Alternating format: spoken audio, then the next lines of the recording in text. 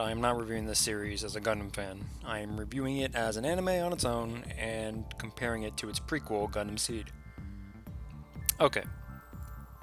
So Gundam SEED Destiny is, well, let's get into it. Okay, so I have a lot to say about Gundam SEED Destiny, and it cannot be contained in one video. So I'm just gonna start this off by saying it is terrible. I can't tell who the protagonist is. Is it Shinn? It must be, since he's the first focus of the first few minutes of the episode. But wait, who do we see for most of episode 1? Oh, it's Athrun Zala from SEED. So it must be him. But wait, who has the most lines in episode 1? Kigali? Well, that's pretty cool, I guess. She was pretty rad in the first series. But wait, who do we see grab Stella's breasts? Shinn. So since he did that, then he must be the protagonist. Who doesn't like a guy in anime that grabs random girls' breasts? That's something only a protagonist would do. But wait, Athrun gets into Izaku to fight them off. But wait, Shinn shows up at the very end of the episode in the Impulse with a transformation sequence. They wouldn't give a transformation sequence to someone who isn't the main character. They even put heroic music in the background during the scene. So I think it's safe to say that the main character is Shinn. Oh god. So anyway, here's Shinn Asuka, or as I call him, Kira and Athrun's love child. Seriously.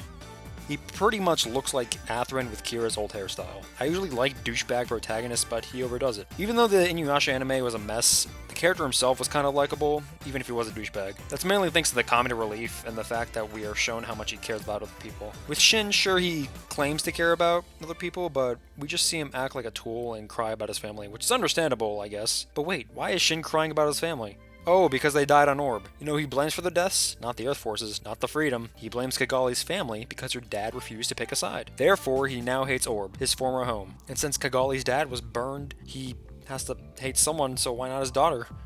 Yo, bitch. Her dad gave evacuation orders and tried to get the civilians to safety. But anyway, if you think about it, if Azumi chose a side, then the other side would still try to fuck them up. So it's not really his fault that Shinn's family got fucked. If anything, it's his sister's fault. That's right, this girl right here. During this life or death situation, this girl needs to get her cell phone. She refuses to keep running without it. Yo, this phone looks whack as fuck. It's a flip phone. You got you and your parents killed because of this shit. Sadly though, I think girls her age would do the same thing today. So I guess the writers portrayed it pretty well. But anyway, Shinn should be blaming her, not Azumi. Their country was fucked no matter what side he chose. But hey, look on the bright side. Shinn's life was saved by this cell phone, and the blast from the attack sent him right to the escape ship. How lucky are you, buddy? Don't cry. It's okay. You're still alive, Shinn. Why are you crying? I don't get it. You're a pussy! I know I'm spending a lot of time nitpicking, but somebody has got to do it. Anyway, I don't like Shinn. He's a dickhead. I will say I enjoyed the scenes where Athrun put him in his place. But anyway, let's talk about the rest of the first episode. Anyway, this ZAFT base where Kigali and Athrun meet the new chairman of the plants has these Gundams made that nobody knows about, just like the first series. And then they get stolen, just like the first series. Then the base gets wrecked, just like the first series. And they successfully get away with the Gundams, just like the first series. And they are led by a masked man, just like the first series. And he has the same voice actor as Mula Flaga, and the same hair color. Hey, wait a minute. Anyway, you see where I'm going with this. I don't know if you could call this an homage or straight up recycling plots, but the first episode basically has the same events as the first 3 episodes of Gundam SEED. But hey, it's totally different. It's the Earth Forces stealing them now instead of the ZAFT Forces, so I guess they're the main villains in this, right? This masked man, Roanoke, must be the final bad guy, right? And Rei senses his presence, so I guess Shinn will fight him in the end, and Rei will be killed by masked Mula Roanoke. So in episode 3 and 4, the main ship of the series, the Minerva, launches, just like the first series. Okay, I'll stop. And Kigali and Athrun tag along for the ride. Oh, and sexy chairman guy Durandal. So Shinn pretty much tells Kigali to fuck off whenever he sees her. And Rei tells him, yeah, you right. And Luna Maria just dick rides Athrun. And then they fight the Earth Forces or Phantom Pain again, and Sean dies. Remember Sean? Remember how sad everyone got on the ship after Sean was killed? Neither do the riders. He didn't even have a design. We just see his machine get wrecked, and Mayron is like, Sean's machine has no signal.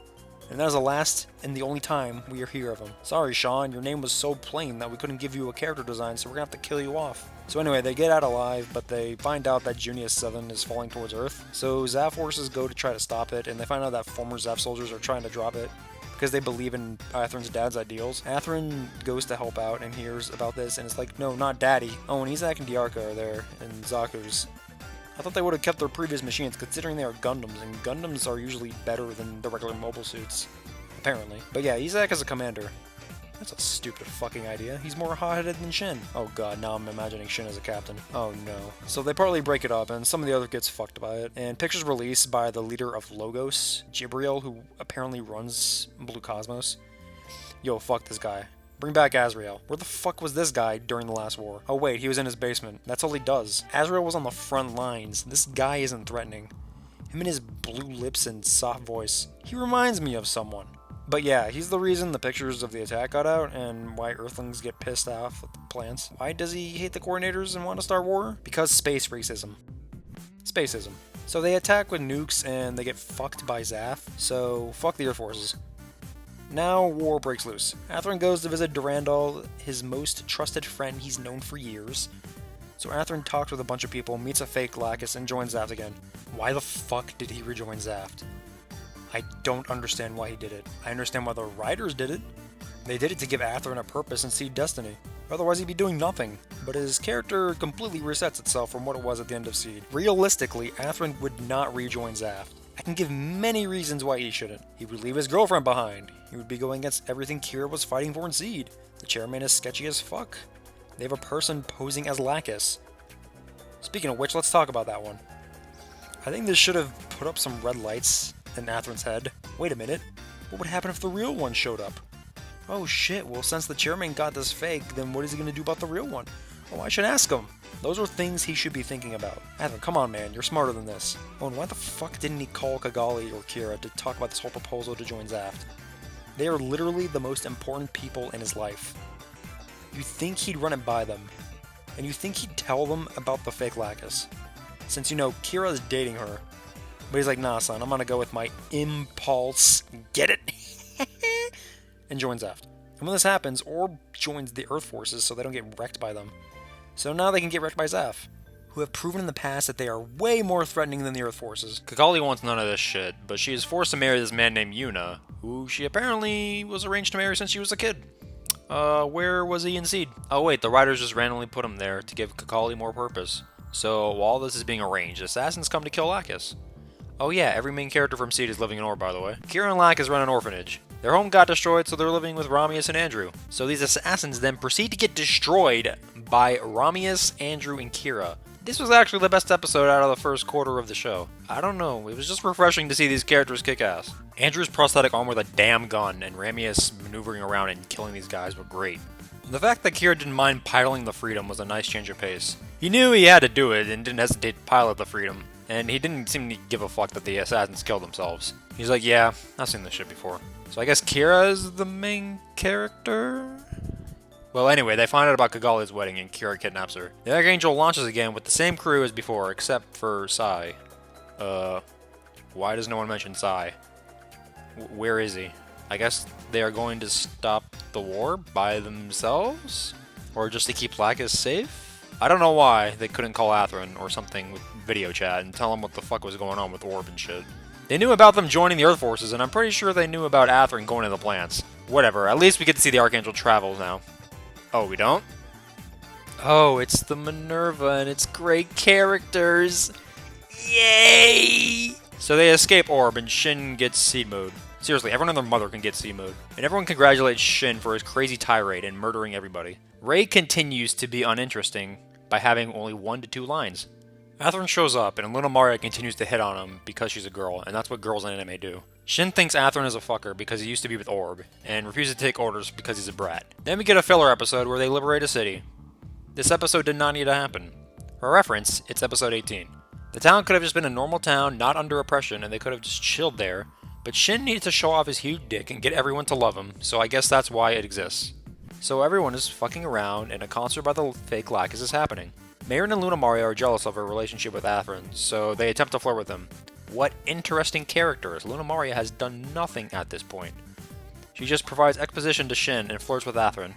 She doesn't excel in combat, and hell, Mayrin has done more than her by helping to manage the Minerva. Anyway, we meet Heine What's-his last name, and he is voiced by TM Revolution, the singer of the first opening.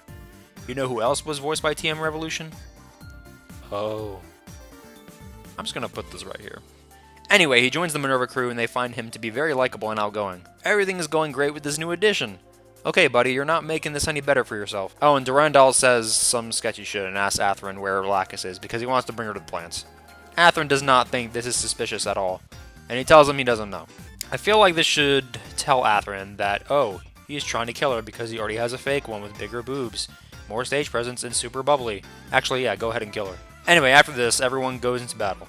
Orb joins the Earth forces to fight the Minerva, and battle breaks out. Yuna heads the operation because the viewers need more reason to hate him. In the middle of the battle, the Freedom shows up, and holy shit, what happened to Kidō? Why do I like him so much better now? I guess when you compare him to Shinn, he's a million times better. We haven't really seen the Archangel for a good 8 episodes, so his appearance felt like a reward. I don't care how OP he is, his entrance was so badass, and how he wrecked pretty much everyone was great. Oh, and Heine gets killed because he wasn't looking behind him and got in the way. This guy was supposed to be an expert. So his character's only purpose was to die and be voiced by Team Revolution. His existence was pretty unnecessary since, you know, he died in the first battle he was in. But yeah, Athrun goes like, why is Kira doing this? Bitch, you know why he's doing this. You fought with him in the last war. You know what Kira is all about. Why are you surprised that he's trying to stop the battle? Oh, and Yuna is butthurt about Kigali reappearing, so he tries to have her killed. This causes her to cry and not fight. What happened to see Kigali, who was all gung-ho about going into combat? Sure, it's people from your nation, but you understood that sometimes you had to fight. Oh yeah, speaking of Kigali, Stella, who looks like her, is saved by Shinn, so they fall in love instantly. I can't really fault the anime for this, since every anime in existence has 2 characters fall in love instantly. Hell, Gundam 8th MS Team did it, and the entire love story started that way. So yeah, since this is a general problem in anime, I will let this one slide. So after seeing Kira kick ass, Shinn is still the main character, I guess? I can't really tell. So Mariala appears, and she arranges a meeting for Athrun, Kira, and Kigali while Lunamaria spies on them, so I guess she has purpose now. Athrun finds out about the assassination attempt, and still denies that Durandal obviously sent them because he was the one who got the fake Lacus. Athrun says, yo, it could have been just random people like the terrorists. Nah, you're wrong. It's obvious he sent them. How the fuck else would random people know where the real one was? Anyway, Athrun tells him to go home, and he dumps Kigali, still denying that Durandal is a lying son of a bitch. He blames Kira for killing people when he killed people too, but yeah, we know that Kira wants to stop the war. How, you ask? By fighting. So they find a complex where naturals are making human soldiers, and Shinn makes a good point for once. So they hate coordinators, and yet they are experimenting with children. Well, that's hypocritical. Why the hell do they hate coordinators again? Oh, and Athrun recognizes one of the pictures as the pilot of the Raider in Gundam SEED, despite him never actually seeing the pilot in person. So Stella goes to the compound, and Shinn saves her because he likes her. Oh, okay, so we figure out that Shinn isn't a complete asshole. I hope things end up good for him and Stella. She's gonna fucking die, isn't she? So Shinn finds out she's an experiment, and is disgusted about the experiments that were performed on her. Okay, so the Earth forces are shitheads. I am totally fine with ZAFT wiping them out, but Durandal is hiding shit. So everyone is a scumbag. We got Durandal, we got Jibril and Yuna, and then there's Athrun's disagreement with Kira's views. Shinn hates Orb. Orb not listening to Kigali. Kigali upset about Athrun. Ray upset about children experiments. Lunamaria upset about Athrun talking to his friends. Oh lord, there's too many characters. The plot is all over the place, and so far the first half of this series just felt like fan service.